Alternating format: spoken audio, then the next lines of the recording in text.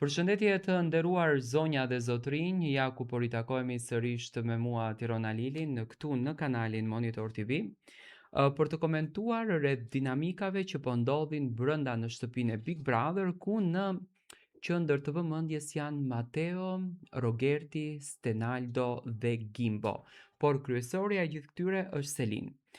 Fillimisht njëherë dua të flas për një debat që ka ndodhur këto ditë, në fakt ditën e djeshme, rreth Mateos edhe në fakt Stenaldos dhe Rogertit, por përfshir këtu dhe Mateon dhe Gimbon.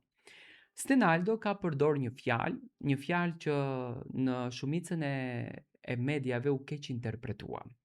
Tani, ai e ka quajtur Rogertin bastard, por unë e di shumë bukur që Stenaldo nuk e ka ditur dhe nuk e di se çfarë kuptimi ka fjala bastard. Me thënë, e thënë nga goja e tij. Fjala bastard lidhet ngushtë me historikun në një farë mënyre që dëshironte të thotë Stenaldo në këtë zënkën.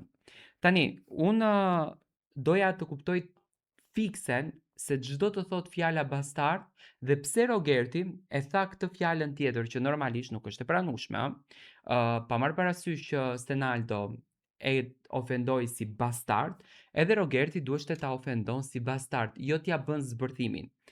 Tani, bastard përdoret në shqip thot si një fyerje shumë e rëndë dhe konotacioni i saj është negativ dhe tepër ofendues. Kuptimi i fjalës bastard, do të thënë ndahet në dy kuptime, por kuptimi kryesor është kuptimi i vjetër, është për fëmijë të lindur të cilët në fakt nuk e din babain e tyre, një fëmijë jashtëmartesor, do të thënë përdoret për të përshkruar një fëmijë të lindur jashtëmartese. Ky përdorim sot konsiderohet i vjetruar dhe shpesh stigmatizues. Në të folurën e përditshme përdoret për të quajtur dikë person të keq, të padrejt ose të pamëshirshëm. Tani, Rogerti preferoi që në këtë debatin, në këtë zënkën, fjalën bastard ta nxjerrën me konotacionin që është përdorur në kohë të mëhershme. Do të thënë bastard ishte një njeri i cili vinte nga një martesë e padëshiruar, do të thënë ishte jashtëmartesor konkretisht. Dhe ky fëmijë normalisht nuk e njihte babain, nuk e njihte rrethin e babait e tjerë e tjerë. Dhe në atë kohë quheshin bastard. Dhe nga kjo gjëja që Stenaldo e tha, Stenaldo është djali i ditës së sotshme, nuk është djali i ditëve të kaluara, Rogerti e nxori këtë fjalë në konotacionin që është treguar më herët që unë e njoh babain tim, por ti a e njeh babain tënd. Do të thënë, ishte ky konotacioni që Rogerti i dha kësaj fjale dhe këtu në fakt nisi debati i madh. Unë mendoj që Rogerti, pa marrë parasysh që mua më thon shumica ti Tiron nuk e shpjegon ashtu siç ishte. Unë e shpjegoj ashtu siç ishte. I pari që ofendoi Rogertin ishte Stenaldo. Stenaldo e quajti bastard, nuk e quajti Rogerti Stenaldon. Dhe kjo është më se e vërtet. Por Rogerti nuk është se duheshte ta nxjerrë në atë pikë, domethënë muhabetin, sepse tani në atë pikë kjo fjalë lidhet me historinë e Stenaldos, sepse Stenaldo nuk e njeh babain e tij, nga që historia tregoi një moment shumë të dhimbshëm që Stenaldo e kishte humbur babain, domethënë para se ai të vinte në këtë univers. Dhe për këtë gjë mendoj që Rogerti e preku në pikën ku dhëm më së shumti, por strategjia dhe loja e Rogertit është kjo, të prekën aty ku dhëm më së shumti.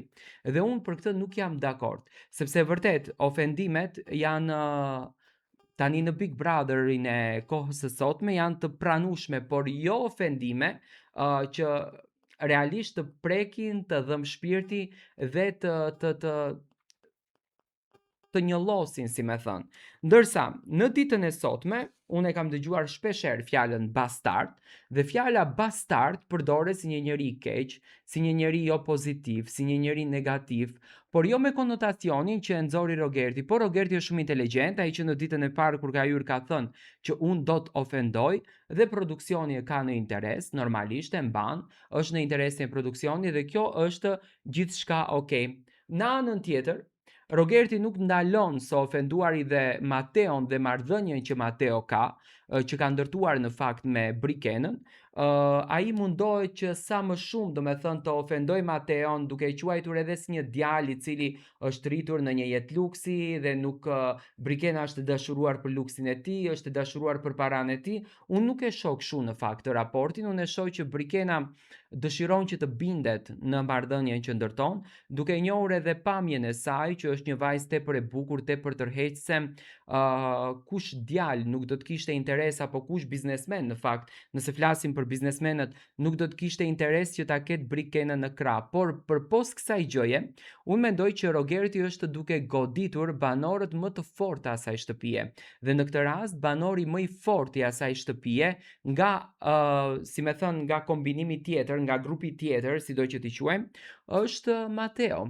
Mateo është lider në një farë mënyre në grupin tjetër dhe Selin, dhe Rogerti merret pikërisht me këto, sepse Rogerti është i bindur që Mateo të shtunën do të shkon kok më kok dhe do të largohet nga shtëpia. Edhe pse unë e di që në logjikën e tij, sepse Rogerti ka hyrë shumë vonë në shtëpi dhe ka informacion nga jashtë, domethënë e di shumë bukur se si qëndrojnë banorët, ai është i bindur që banori që do të largohet është Gimbo. Rogerti mundohet që ta mban afër vetes Gimbon, e shoh këtë kohë brenda në shtëpi, edhe pse e godet me fjalë. Por zënkën me Stenaldon, unë mendoj që Rogerti e ka nga frika, edhe me Mateon e ka nga frika, sepse Stenaldo ka patur disa drona që kanë ardhur në shtëpi, për shembull Mateo sot ka patur 5 drona që kanë ardhur në shtëpi, dhe normalisht kjo gjëja i irriton dhe i trëmb banorët e tjerë, që në këtë rast domethënë është Rogerti, banorët që më së shumti janë të komentuar.